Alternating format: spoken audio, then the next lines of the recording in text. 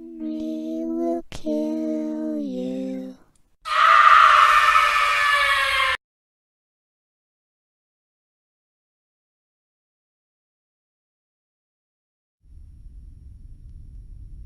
They still, to this day, don't believe me. Even my friends don't mention anything paranormal around me. I've become obsessed with it. I've been called confused, a liar, but every time I tell somebody about it, I forget more and more. I don't know why. Maybe it was because I was only 8. I don't trust Disney anymore. It was Saturday afternoon. My mom just got back from the flea market and picked up a copy of the old Disney movie Peter Pan. She was supposedly shopping for groceries, but she probably got distracted. This was one of the only times we all had the time to sit and watch a movie together. My mom's always out shopping, and I don't know what my dad's doing most of the time. My brother Trevor was there too, but he was always on his phone, Facebooking, or doing some other crap. I was the only one excited to watch this movie. So we all sat down on the living room floor. I put the movie in the VCR. The screen was a little fuzzy, but then the previews started rolling. It was just some old Disney movie previews, but then something a little peculiar happened. On the title screen, it had the roof of the house like in the original movie, but Wendy, John, Peter, and the dog were sleeping on the roof in the air. Ignoring it, we played the movie. It was the same as it would have been until it came to the part where Peter's shadow came into the room. When it landed on the floor of the room, Wendy looked at it. Then the camera started to pan out to the sky. Then the most terrifying thing happened. As it panned out, you could hear Wendy's blood-curdling scream.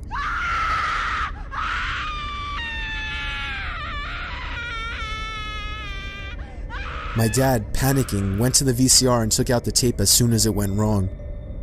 He told us it was just glitching and then told us to go to bed. Trevor and I, scared shitless, slowly went to bed. I slept on the bottom bunk and he slept on the top. We both stayed up all night, too paranoid to go to sleep. About 3 hours after we laid down, Trevor was too tired to stay up, but I could not go to sleep. Me being only 8, I started to sing my favorite song, which was Day in the Life by the Beatles, to help me fall asleep. Soon enough, I did, but my dreams were filled with the horrific screams of Wendy and what Peter's shadow might have done to her. Morning came fast, and my mom and dad told Trevor and I not to tell anybody about the movie.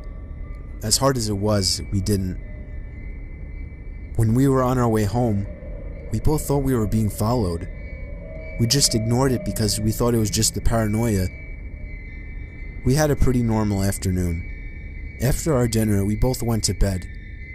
Being not as paranoid or scared as I was yesterday, we were both able to get some sleep. But then I woke up at about 12:30 a.m. I heard something. It jingled and was fairly quiet. Then the lamp on my nightstand knocked over. I was too scared to do anything about it, so I slumped into my covers and closed my eyes. After about 30 minutes, I looked up at the underside of the top bunk to see Peter Pan's shadow right there, watching me. I ran from my bed as fast as I could to my parents' bedroom. Them reassuring me and telling me it was just a dream, I still refused to sleep in my room. Of course, I ended up sleeping in their room for the night. Sleeping with my parents, I always had a great night's sleep, but when I woke up, the most disturbing thing ever happened to me. I was sleeping in the middle of a desert, alone with the shadow. Terrified, I ran away from it, only to find a 75-foot drop. The shadow was hacking into my brain. Possessed, I hopped off of the drop to only figure out that it was all a dream. It felt so real. There's no way that this could have been just a dream. That night, I slept in my room with my brother again. After going through some counseling the following day, I had never been so unafraid of anything my whole life. I tried waiting for the shadow to appear on the underside of the bed so I can confront it, but I got too tired and fell asleep. Waking up in the middle of the night, for the same reason I did the night before, I looked to see the shadow watching me. I then reached out to where the knife on the shadow would be. I got a migraine and stopped. I looked at the head of the shadow and stared. Then, becoming conscious, I crawled into a ball under my covers. I started singing A Day in the Life to calm me down and forget everything that had to do with this nightmare. Then, I noticed I wasn't the one singing it. Trevor started screaming, and I ran out of my bunk and turned on the light. Trevor crying, I looked at the underside of the top bunk to see a red piece of paper crumpled up in a ball. I opened it. 13.5/6 is what it said in curly letters. I don't know what this monster wanted, but it got it. Because Trevor was never able to speak again.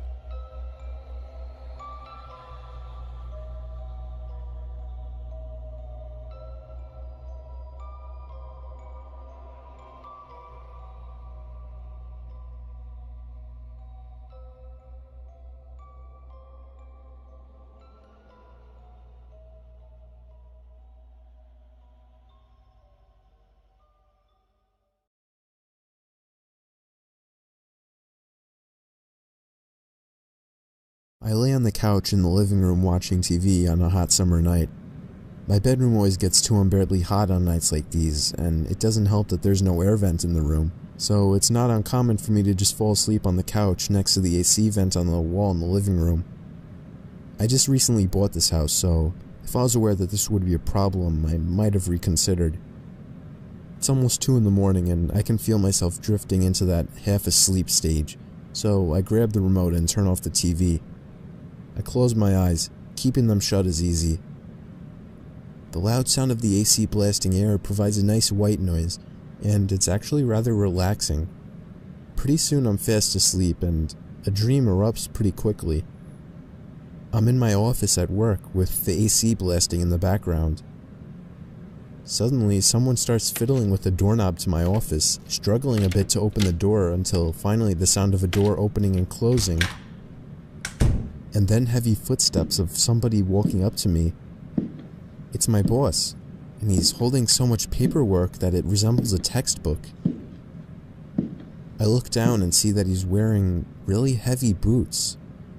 This seems ridiculous considering the suit he's wearing. It doesn't go together at all. He raises the paperwork up over my desk and, without saying a word, releases the hulking pile of papers from his hands, creating a painfully loud thump on impact with the desk. A thump so loud that I wake suddenly in an upright position. I can feel my heart pounding in my chest. What a weird dream. For whatever reason, I turn my head, scanning the total blackness around me. I can't see more than a few inches in front of me. I slowly lay back down onto the couch. That's when I notice it. Directly above me, on the ceiling in the corner of the room, a thick orb of red light flashing. I've never seen this before. What the hell could it be? The flashing seems more sporadic and random than routine. The AC stops blowing air through the vents, leaving me in utter silence. Strangely, as soon as the AC turns off, the flashing light goes away. I don't think much more about it and try to just fall back asleep. Reality fades into a dream. A familiar dream. I'm back in my office at work. This time, the door is wide open, but there's nothing outside the room. Just darkness. The sound of the AC suddenly fills my office, and I'm suddenly typing something on my laptop that seemingly appears out of nowhere, until I look up to see my boss, standing at the doorway. But his appearance, it's disturbing. His suit that was clean before is now torn and stained with blood, and in his left hand is a bloody axe. He starts walking forward, the same loud, heavy footsteps hitting the ground, each one fading in, louder, closer. The screeching sound of the axe head being dragged across the floor pierces through my ears like the sound of somebody scratching a chalkboard.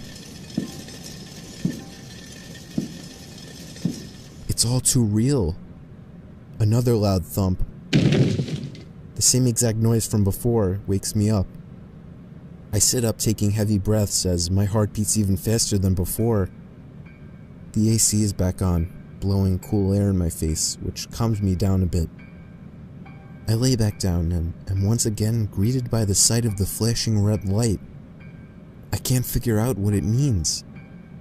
It seemed to stop when the AC turned off, so maybe it has something to do with the temperature. Or maybe it blinks when the AC is on. But it doesn't make sense. I've had the AC on in here before and I've never seen that light. Why the hell am I dwelling into this? It's nothing serious. It's just some dumb flashing light. I roll over on my side to face the darkness surrounding me.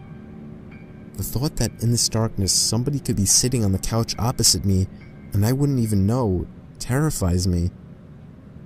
I try to clear my mind so I could fall back asleep, but I'm too awake now. My mind insists on haunting me with creepy thoughts. All because of what? Some stupid flashing light? The air conditioning turns off once again. I look up at the ceiling. Darkness. I breathe a sigh of relief, convinced that the thing is, after all, linked somehow to the air conditioning unit.